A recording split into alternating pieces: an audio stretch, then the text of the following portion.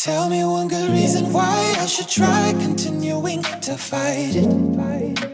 What's up guys, welcome back to the channel, and this is my early review of the Rakk Ima and Alkus and regular review of the Rakk Talum. So huge thanks again to Rakk Gears and ECPC for supplying me with these. So the Eema and Alkus hasn't been released yet as of making this video, and I believe Rakk Gears will release both of these around mid-January, so maybe next week. So I don't have the Alti, which is another one of Rakk Gears' new gaming mice, but hopefully somebody else does a review of it. So let's start off with the cheapest one, which is the Alkus, which is gonna be priced at $895. So this has an Abago 3050 sensor up to a 3500 DPI setting, 125 up to a 1000 Hz polling rate, 20G acceleration, 9 total buttons, 8 of which are user customizable. The Alkus weighs 115 grams, 129mm long, 68mm wide, and 42mm tall. Compatible with Windows 2000 to 10. So two things I don't like about it. First, which I guess is kind of a big deal, the position of the sniper button. Bad. Really terrible. Now look, I love you Rakk Gears and I shouldn't expect a lot in a budget gaming mouse, but look at the position of the sniper button on the Corsair M65 and macro buttons on the Rakk Ima. Just the position, okay? In the middle where your thumb will usually rest. And with the Alkus, the button is way over here, so unless you have big hands or you don't mind shifting your hands all the time, then you won't be able to take advantage of it, at least in games. But the position of the back and forward buttons are good and offers good resistance that you won't accidentally press them. And two, which is the trend with these three mice, the cable isn't braided, so you might want to be careful where the cable goes. Build quality is okay, the plastic doesn't feel really cheap, but for the price you can't really complain. All the buttons are nice, clicky, and offers just the right actuation force, except with the DPI button, scroll wheel button, and sniper button feeling a bit stiff. But for the most part, it's all good. Run switches for the left and right buttons, nice ergonomic design, and actually looks quite good with a user customizable light up Rakk logo, which also acts as the DPI indicator and an RGB LED strip with a healthy number of lighting effects. At the bottom is an RGB button to cycle through the different lighting modes on the fly, which is not user customizable, and for smooth plastic fit. So using it, it's good for the most part, but I wouldn't recommend this for competitive gaming. So while it does have a low 20G acceleration, so fast mouse movements or flicking the mouse in fast-paced FPS games like CSGO isn't a problem. Tracking is not the smoothest or most responsive among the three. It doesn't glide smoothly on a hard surface, so of course a mousepad, and it has about a 3mm lift-off distance. Now this is a solid choice for casual gamers, but not for competitive gamers, and can pretty much work with any type of mouse grip, but preferably a palm grip if you have small hands. So the software is similar to the Rakk Piano, so customizing the Alkus is pretty straightforward, but you won't be able to adjust the DPI setting vertically and horizontally independent from each other. So the second mouse is the Rakk Talum, which is currently priced at $1,295. So this has a Pixar 3330 sensor up to a 7000 DPI setting, 125 up to a 1000 Hz polling rate, 30G acceleration, 6 total buttons which are user customizable, and an adjustable weight system with each of the weights weighing 5 grams. So the Talum is 132 grams with all the weights inside, 125mm long, 75mm wide, and 45mm tall. Compatible with Windows XP to 10. So there's really nothing that I dislike with the Talum, maybe the small exception of the cable which is not braided. Nothing feels poorly built, and the Talum definitely has the best build, looks, and ergonomic design among the three. So you get a user customizable light up Rakk logo, rubberized scroll wheel, and LED strip which only has 2 lighting effects. So all the buttons are nice, clicky, and again offers just the right actuation force. You have your DPI button, run switches for the left and right buttons, and to the left are the back and forward buttons which offer good resistance so you won't accidentally press them, and a DPI level indicator. At the bottom you have the adjustable weight system and pre-removable magnetic Teflon feet. So to keep it short and sweet, the Talum is definitely more suited for competitive gaming, especially for FPS games. No issues with tracking, responsiveness, and acceleration. Gliding is smooth on any smooth surface even without a mousepad. Lift-off distance is about 1mm, and of course no problems with flicking or fast mouse movements. And while you can use this with a claw or fingertip grip, the palm grip is, I would say, the best for the Talum. The software is pretty straightforward, so you won't have a hard time in customizing the Talum to your preference. And the last mouse is the Rakk Ima, which you didn't see in my Massive Tech unboxing video because I actually got and unboxed the Ima way before I got the other products, and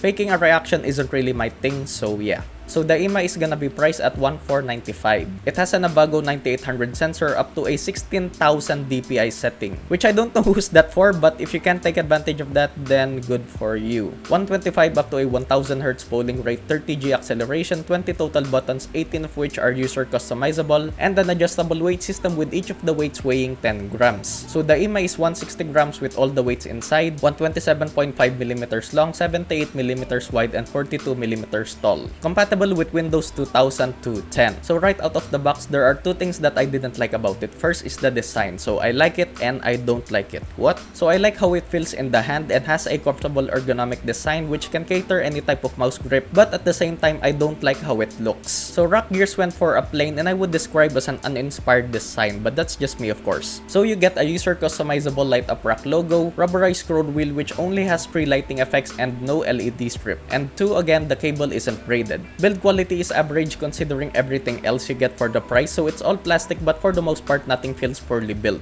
With the exception of the DPI buttons, the macro buttons, and the single button near the front, all the buttons are nice, clicky, and again offers good actuation force, with the exceptions being a bit mushy compared to the others, but nothing that can ruin your experience. Run switches for the left and right buttons, and right beside the 2 DPI buttons is a DPI level indicator. So the 12 macro buttons are positioned perfectly that it can be easily reached by your thumb, and are angled so you'll be able to easily distinguish among them. Offers enough resistance that you won't accidentally press them, and unfortunately only light up in white. So there are 2 additional buttons that are not customizable. One beside the macro buttons that disables the macro buttons, and another one below the mouse to select among the 3 different mouse profiles you set. Also right below the mouse is the adjustable weight system and feet which feel similar to the Teflon feet on the Talum. And lastly is performance. So gliding is smooth on any smooth surface, lift off distance is about 1mm, no delay or latency in tracking, flicking or fast mouse movements again isn't an issue. The macro buttons are not for everyone, but if you can see yourself taking advantage of it, then the Eema is a great mouse for the price. So you can assign the macro buttons to pretty much any function you can think of, from commands and combos in gaming to shortcuts for productivity work such as video editing and Photoshop, or maybe just media functions when watching a video or listening to music. And by the way, just a tip, if you're not gonna use the plus, 0, and minus macro buttons, then I would assign it to these functions. Trust me, really handy. And again, software is pretty straightforward, so customizing the Eema is simple enough. So conclusion or conclusions. These 3 mice offer good value. The Rakk Alkus I could recommend to casual gamers and budget conscious people, although again the position of the sniper button and having a bit of an inferior sensor compared to the ones on the Talum and Eema is something to consider. The Rakk Talum, highly recommended. It's a really good value and just the best among the 3 when it comes to build, design, and performance. The Rakk Ima, still highly recommended, but more for people who can again take advantage of the macro buttons like playing MOBAs, MMOs, and productivity work. So if you're thinking of buying the Alko, see if you can maximize your budget to get the Talum. It's a really good investment. And if you're thinking of buying the Eema, then think about it. If you'll be able to put the macro buttons to good use, and if not, then just go for the Talum at bumili ka na lang siguro ng fried chicken at Mountain Dew. So if you can tell already, the Talam is my favorite among the 3 because again, just more superior in terms of build quality, design, and performance. And I think that's gonna do it. So hopefully you guys enjoyed this video and help you guys out. So leave a like if you did, dislike if you feel like you have to. And if this is your first time to the channel, then consider subscribing. And as always, bookmark and use my Lazada affiliate link when buying at Lazada, and also donate to my Patreon if you guys don't mind to support the channel. Also, follow me on Twitter for updates and announcements. So thanks for watching, and I'll see you guys in the next one.